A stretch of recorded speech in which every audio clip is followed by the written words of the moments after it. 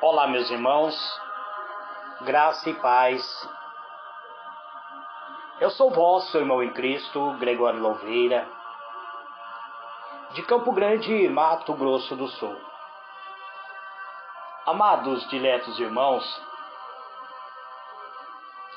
eu gostaria de começar hoje uma série de mensagens falando sobre a boa nova da salvação. Gostaria de gravar 25 áudios falando sobre as boas novas acerca da salvação.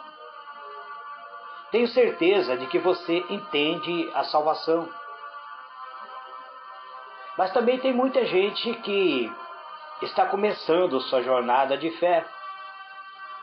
Tem muitas pessoas que acabaram de colocar sua fé em Jesus e não sabe agora o que deve fazer. Tem muitas pessoas que provavelmente estejam perguntando: agora o que faço? Como começo a minha jornada com Deus?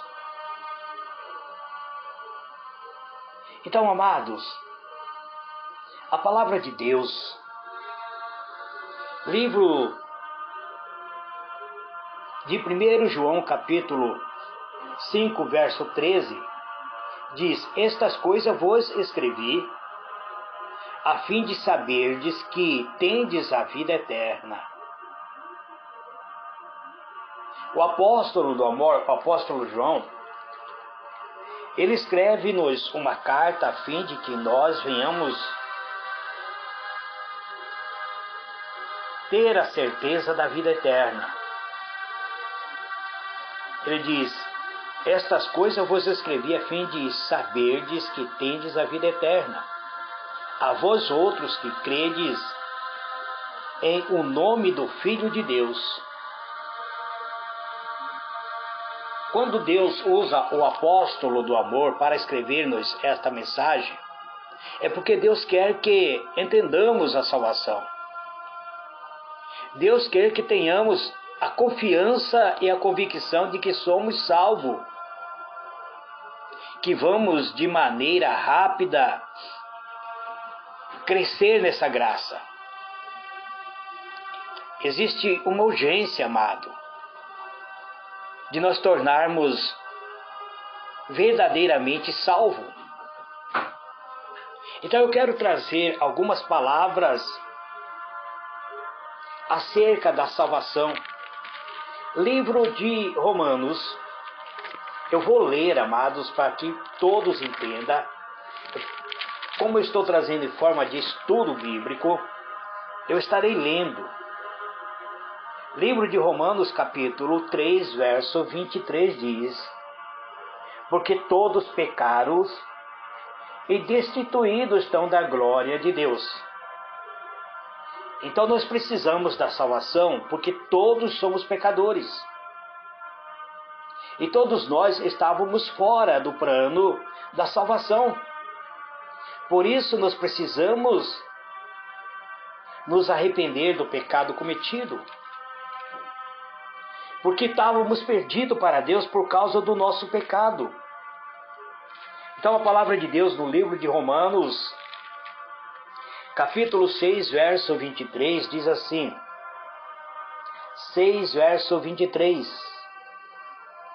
Porque o salário do pecado é a morte, mas o dom gratuito de Deus é a vida eterna, por Cristo Jesus nosso Salvador. Muito bem, já descobrimos que todos nós pecamos, todos nós nascemos sob o estigma do pecado. E quando nascemos sob o estigma do pecado, temos um patrão que, além de nos oprimir, ele nos paga com salário de morte. Que diz que o salário do pecado é a morte eterna. Mas o dom gratuito de Deus é a vida eterna por Cristo Jesus, o nosso Salvador. Aqui nós vemos então que Cristo Jesus, ele assume a nossa dívida, a dívida do nosso que nós tínhamos que pagar o salário do pecado, ele assume em nosso lugar. Livros de Romanos, capítulo 5, verso 8, está escrito assim: mas Deus prova o seu amor para conosco, em que Cristo morreu por nós, sendo nós ainda pecadores. Quando nós estávamos vivendo dominado pelo nosso pecado, quando nós não tínhamos nenhuma vontade de servir a Deus, Jesus se manifesta no cenário da vida, morrendo em nosso lugar, para nos dar a salvação, para nos dar a libertação dos nossos pecados. Livro de 2 Coríntios, capítulo 5, verso 21. Está escrito assim: aquele que não conheceu o pecado, o fez pecado por nós, para que nele fôssemos feitos a justiça de Deus.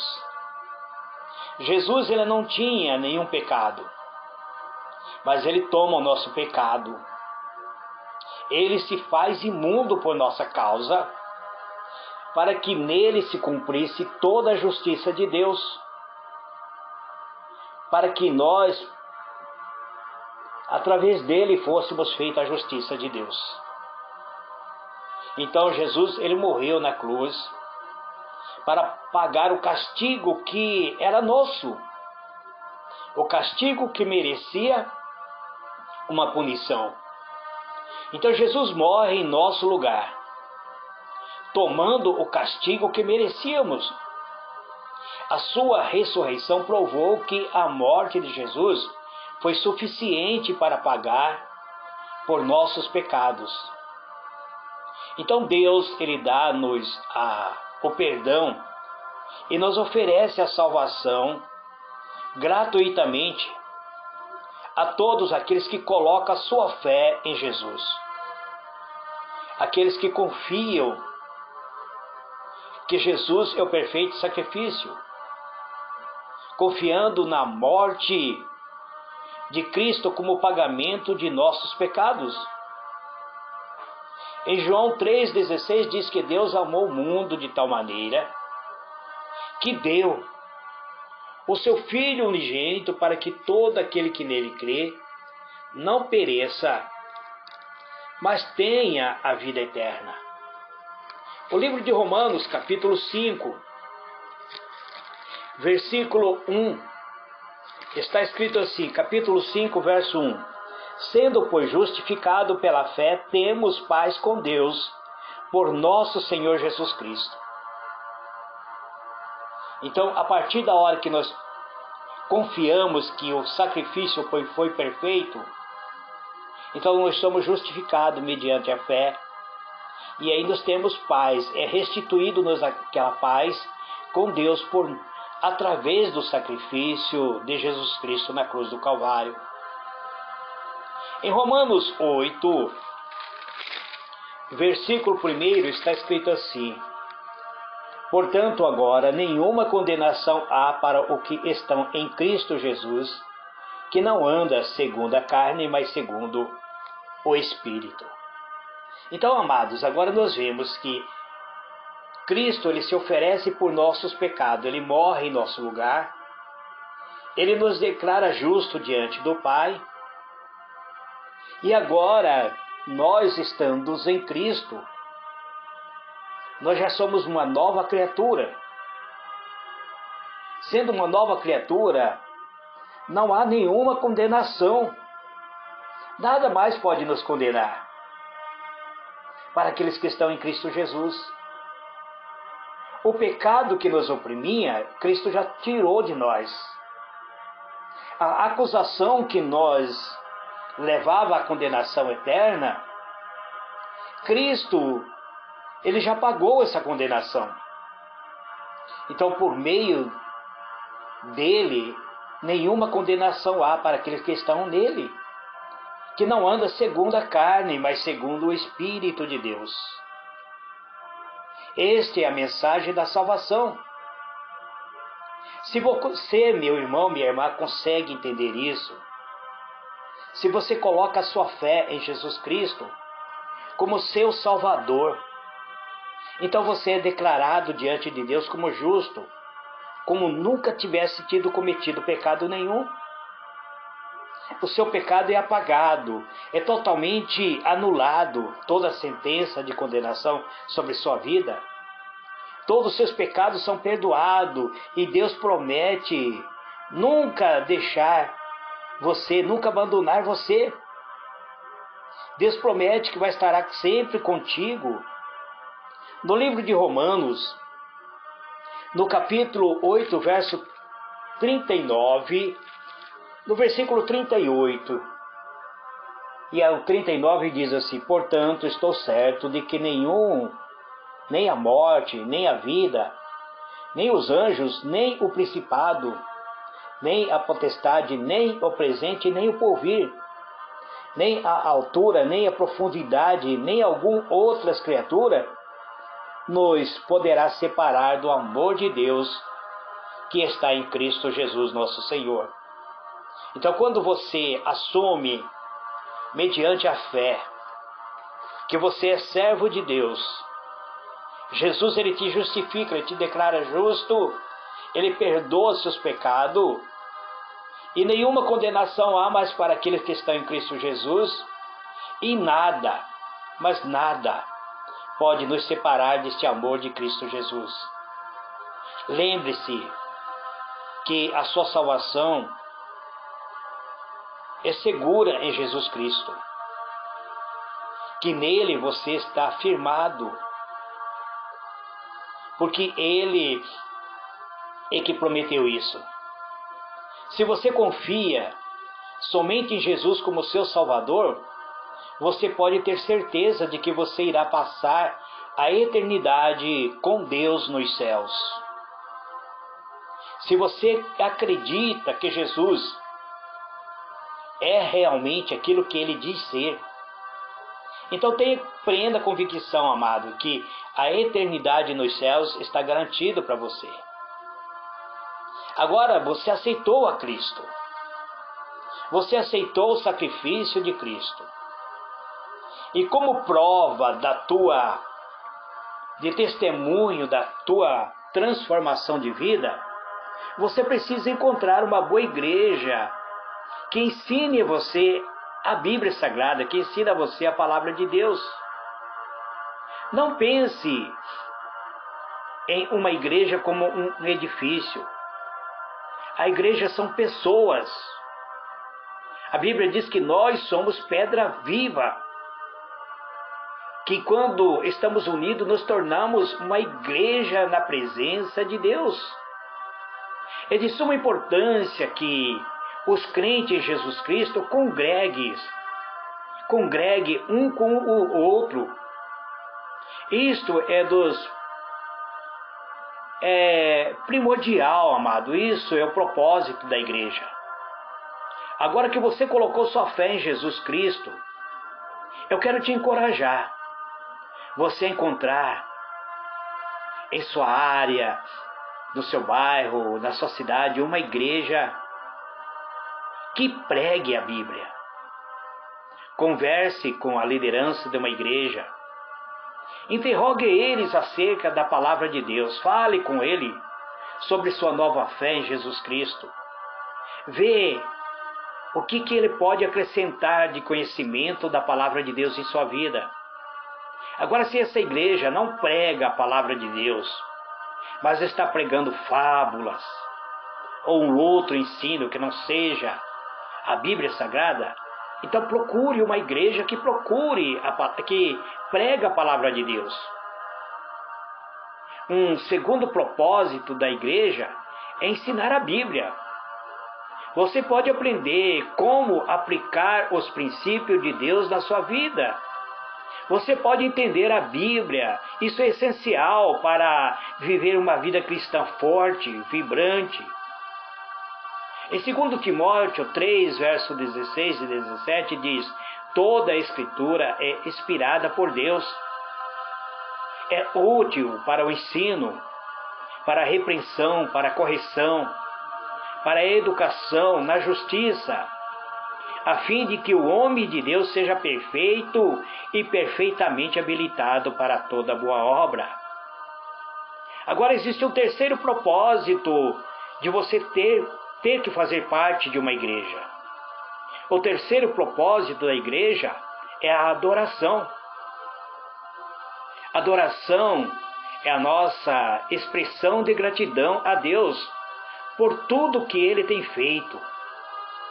Deus nos salvou, Deus nos ama, Deus nos sustenta, Deus nos guia e dirige os nossos passos. Como então poderíamos ser ingratos a Ele? Deus, Ele é santo, é justo, é amoroso, é misericordioso, Ele é cheio de graça. Apocalipse capítulo 4, verso 11 declara: Tu és digno, Senhor. É Deus nosso de receber a glória, a honra e o poder, porque todas as coisas tu criaste, sim, por causa da tua vontade vieram a existir e foram criados. Isso é uma forma de adoração. Então reserve um tempo, todo dia, para adorar a Deus. Focalize, mentalize Deus em seu coração. É muito importante que tenhamos tempo, cada dia, para uma adoração genuína, para focalizar em Deus. Algumas pessoas se referem a este tempo como seu tempo a sós com Deus, ou tempo de comunhão com Deus. Outros chamam de devocional, porque é um tempo em que nós devotamos a Deus, onde estudamos a palavra. Alguns preferem reservar tempo de manhã, enquanto outros preferem à noite. Não importa como você chama esse tempo, ou quando você faz isto.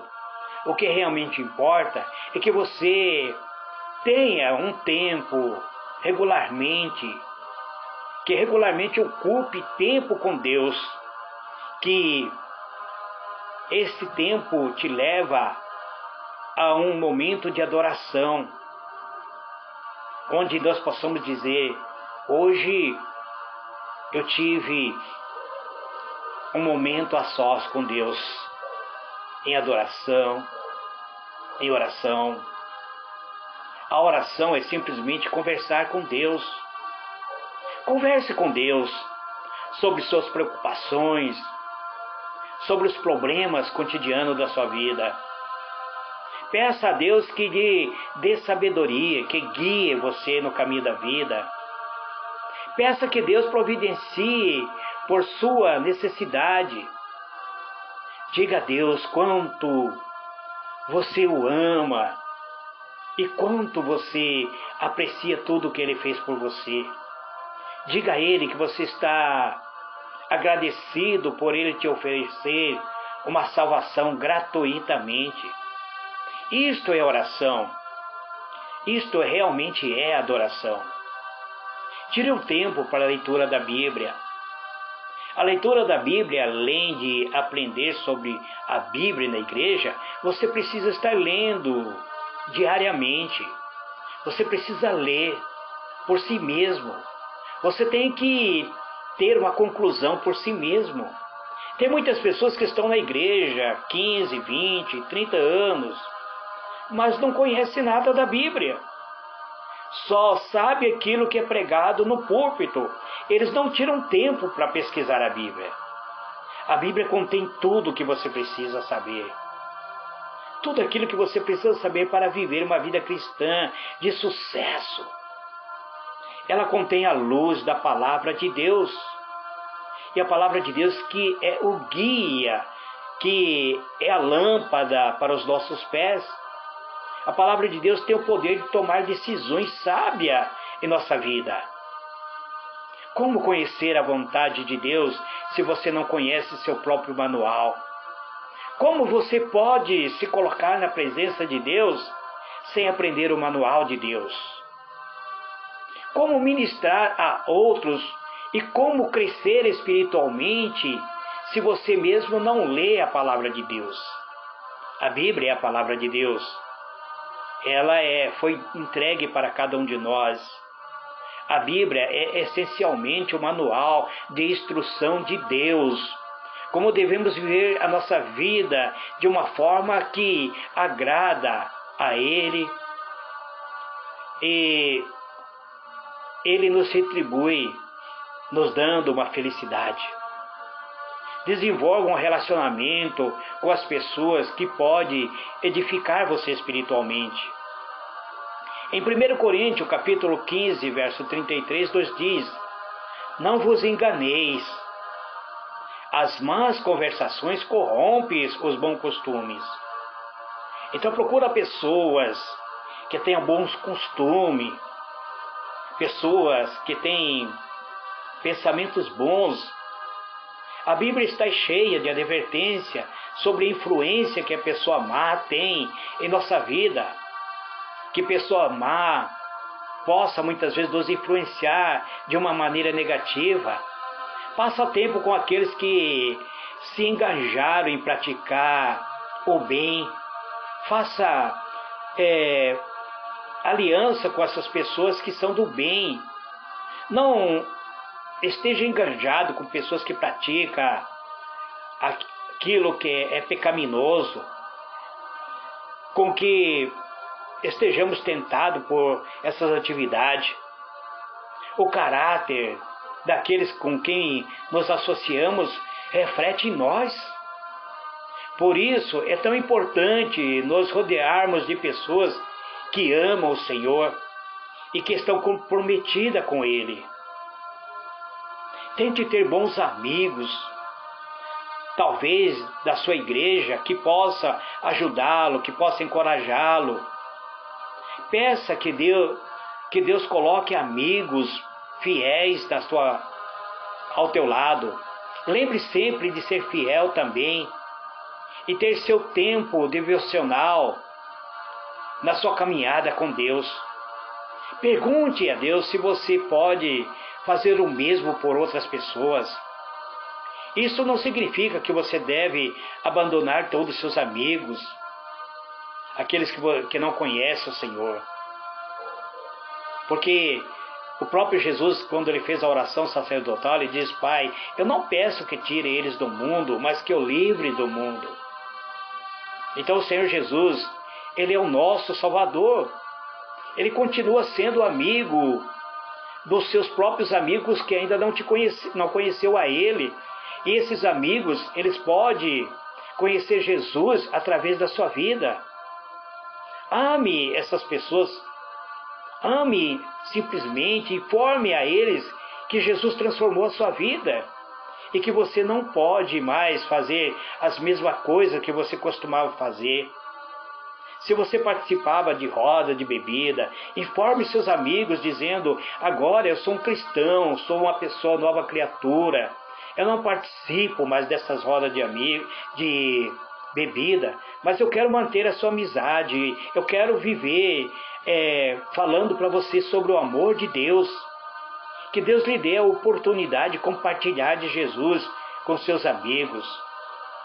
O último item que eu quero tratar hoje, após você fazer parte de uma igreja, de você estar congregando, de você estar estudando a palavra de Deus, aceite o batismo, seja batizado. Muitas pessoas entendem mal o significado do batismo. A palavra batizar significa emergir. Batismo é a maneira bíblica de proclamar publicamente sua nova fé em Cristo. É o seu compromisso público de que você está fazendo, que você vai seguir Ele. É o ato de ser emergido nas águas, ilustra o sepultamento com Cristo, o sepultamento da sua velha natureza. A ação de sair da água é um retrato da ressurreição de Cristo. Ser batizado é identificar-se com a morte, sepultamento e a ressurreição de Jesus. Livro de Romanos, capítulo 6, versículo 3 até o versículo 4. ele está escrito assim, 3 até o 4. E não sabeis que todo quanto fomos batizados em Jesus Cristo, fomos batizados na sua morte, de sorte que fomos sepultados com ele pelo batismo na morte, para que, como Cristo ressuscitou dos mortos pela glória do Pai, assim andemos nós também em novidade de vida. Então, amados, é necessário aceitarmos o batismo. Esse é um ato público de fé.